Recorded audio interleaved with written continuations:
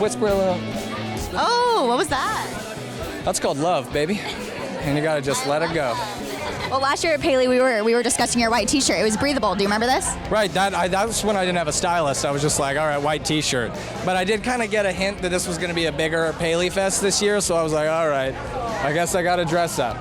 Well, it worked. I like it. Yeah, so I chose like vintage 50s cowboy or something. I'm going for it. Well, it looks good on you for sure.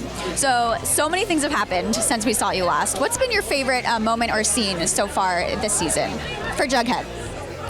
Hopping on that motorcycle. I think if I knew Jughead was going to be a leather-wearing, moto-riding, switchblade-wielding Jughead from season 1, I would have just jumped off my bed and ran to the casting audition.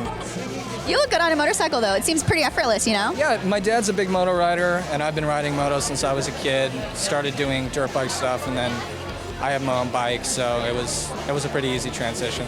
I'm actually a pretty proficient rider, but legally they're not allowed to let me ride too much. You understand. It's a safety thing. So if you could be friends with Jughead, what advice would you give him for what's coming next? I'd say just relax a little, man. Just relax, man. Be a little bit more like Shaggy.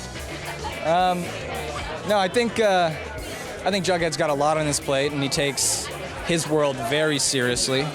And I think the issues in his world are dangerous, but he's putting himself in a really public position with a lot of enemies that he's made over season 2, and he's got a big target on his back.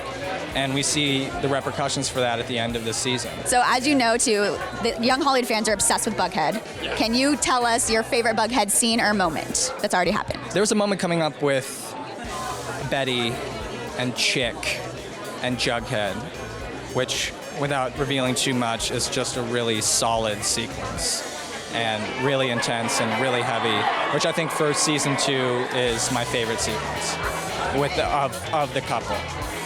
Fair enough. And one that's already happened? I really like in the first episode of season 2 where they're sitting with the bloody pool in the background and Pop's sort of mopping it up and Jughead is just eating and Betty's staring at him like, what the hell are you doing? That was my favorite. That felt like the intersection between the old digests and Riverdale perfectly for me. And was that area where Jughead and how strange he could actually be as a character really came out. I love it. Cole, you're always a pleasure. Thanks so much for hanging out. Thanks.